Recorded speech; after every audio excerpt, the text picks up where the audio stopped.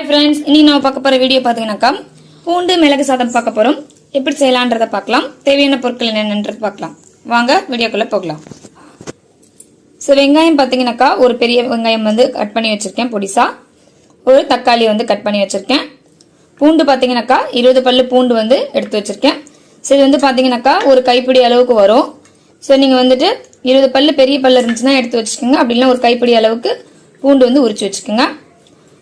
வீட்டு மிளகாய்த்தூள் பார்த்தீங்கன்னாக்கா ஒரு ஸ்பூன் வந்து எடுத்து வச்சிருக்கேன். நீங்க வந்து தனி மிளகாய் தூள் யூஸ் பண்றீங்க அப்படின்னாக்கா 1/4 ஸ்பூனும் 1/2 ஸ்பூன் பார்த்தீங்கன்னாக்கா தனியாத்தூள் வந்து யூஸ் பண்ணிக்கோங்க. முந்திரி பார்த்தீங்கன்னாக்கா ஒரு 10 வந்து முந்திரி எடுத்து வச்சிருக்கேன். இதுல நீங்க திராட்சை தேவைனாலும் ஒரு 10 திராட்சை வந்து சேர்த்துக்கோங்க. இல்ல எனக்கு ரொம்ப பிடிக்காதுனாலும் 5 சேர்த்துக்கோங்க. எனக்கு வந்து திராட்சை பிடிக்காதனால நான் சேர்க்கல. 1/4 ஸ்பூன் பார்த்தீங்கன்னாக்கா மஞ்சள் தூள், மிளகுத்தூள் பார்த்தீங்கன்னாக்கா 1.5 ஸ்பூன், கடுகு பார்த்தீங்கன்னா 1/4 ஸ்பூன், 1/4 ஸ்பூன் பார்த்தீங்கன்னாக்கா சோம்பு எடுத்து வச்சிருக்கேன். கொத்தமல்லி பார்த்தீங்கன்னாக்கா தேவையான அளவு எடுத்து வச்சிருக்கேன். கருவேப்பிலை பார்த்தீங்கன்னாக்கா உருவி வச்சிருக்கேன். மிளகாய் பார்த்தீங்கன்னாக்கா 4 மிளகாய் வந்து எடுத்து வச்சிருக்கேன். வாங்க எப்படி செய்யலான்றது பார்க்கலாம். ஸோ ஒரு கடாயில பார்த்தீங்கன்னாக்கா தேவையான அளவு எண்ணெய் ஊற்றிருக்கேன். ஸோ எண்ணெய் காஞ்சதும் பார்த்தீங்கன்னாக்கா நம்ம கடுகு சேர்த்துக்கலாம். ஸோ கடுகு சேர்த்துக்கலாம், சோம்பு சேர்த்துக்கலாம், காஞ்ச மிளகாய் வந்து சேர்த்துக்கலாம். காஞ்ச மிளகாய் வந்து உடச்சி சேர்த்துக்கோங்க. ஸோ மிளகாய் பொரிஞ்சதும் பார்த்தீங்கன்னாக்கா நம்ம வெங்காயம் சேர்த்துக்கலாம். வெங்காயம் வந்து கம்மியா சேர்த்துக்கோங்க. அதுக்கு மேல அதிகமா சேர்த்தீங்கன்னா டேஸ்ட் மாறிடும். பூண்டு மிளகு சாதம் மாதிரி இருக்காது, டேஸ்ட் வேற மாதிரி இருக்கும். வெங்காயம் நல்லா பொன்னிறமா வர்றதுக்கு கொஞ்சம் ஸ்டேஜ்க்கு முன்னாடி பாத்தீங்கன்னாக்கா பூண்டு சேர்த்துக்கலாம். பூண்டு வந்து பாத்தீங்கன்னா தட்டி சேர்த்துக்கோங்க. இதுல நீங்க பாத்தீங்கன்னாக்கா முந்திரிக்கு பதிலாக பாத்தீங்கன்னாக்கா வேர்க்கடலை கூட சேர்த்துக்கலாம். இல்ல முந்திரியும் பிடிக்கும் வேர்க்கடலையும் பிடிக்கும்ன்றவங்க முந்திரி வேர்க்கடலை ரெண்டுமே வந்து சேர்த்துக்கலாம். பூண்டு நல்லா வதங்கிருச்சு. இப்போ வந்து தக்காளி சேர்த்துக்கலாம். இந்த ஸ்டேஜ்ல பாத்தீங்கன்னா நம்ம வந்து முந்திரி சேர்த்துக்கலாம். இது பாத்தீங்கன்னா நம்ம முன்னாடி சேர்த்துக்கலாம். முந்திரி எப்ப சேர்த்தாலுமே பாத்தீங்கன்னாக்கா வதங்கிடும். தூள் வந்து சேர்த்துட்டேன். இப்ப பாத்தீங்கன்னாக்கா ஒரு டம்ளர் தண்ணி வந்து சேர்த்துக்கலாம். நம்ம மிளகாய் தூள் வந்து சேர்த்துக்கலாம். இந்த மிளகாய் தூளுக்கு பதிலாக நீங்க 1/4 ஸ்பூன் வந்து காஷ்மீரி சில்லியும் 1/2 ஸ்பூன் வந்துட்டு பாத்தீங்கன்னாக்கா தனியா தூளும் வந்து சேர்த்துக்கலாம். சாரி ஃப்ரெண்ட்ஸ், நான் அதே மாதிரி பாத்தீங்கன்னாக்கா பெருங்காயம் வந்து சொல்ல மறந்துட்டேன். 1/4 ஸ்பூன் பாத்தீங்கன்னாக்கா பெருங்காயம் வந்து சேர்த்துக்கோங்க.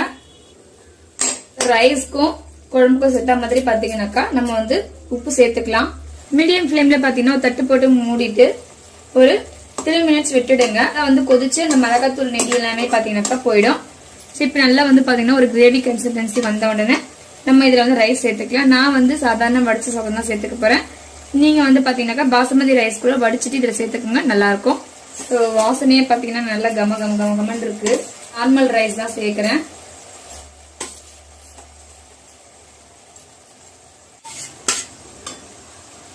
இப்ப பாத்தீங்கன்னாக்கா மிளகுத்தூளை வந்து நம்ம வந்து சேர்த்துக்கலாம். கருவேப்பிலை கொத்தமல்லி வந்து சாப் பண்ணது வந்து சேர்த்துக்கலாம். இப்ப பாத்தீங்கன்னா நம்ம வந்து கிளறிடலாம்.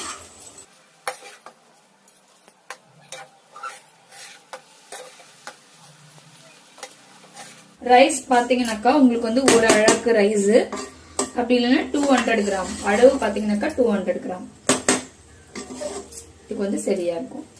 நீங்க வேர்க்கடலை கூட கடைசியா வந்து சேர்த்துக்கலாம். இதெல்லாம் ஃப்ரெண்ட்ஸ் ரெடி ஆயிடுச்சு. இது பாத்தீங்கன்னாக்கா லஞ்ச் பாக்ஸ்க்குலாம் பாத்தீங்கன்னாக்கா ஈஸியா நீங்க ரெடி பண்ணி கொடுத்துடலாம் பசங்களுக்கு. சுவையான பாத்தீங்கன்னாக்கா பூண்டு சாதம் வந்து ரெடி ஆயிருக்கு. இதை ட்ரை பண்ணி பாருங்க. இந்த வீடியோ பிடிச்சிருந்ததுன்னா உங்கள் ஃபேமிலி அண்ட் ஃப்ரெண்ட்ஸுக்கு ஷேர் பண்ணிக்கோங்க. நம்ம சேனலை சப்ஸ்கிரைப் பண்ணிக்கோங்க. தேங்க்ஸ் ஃபார் வாட்சிங்.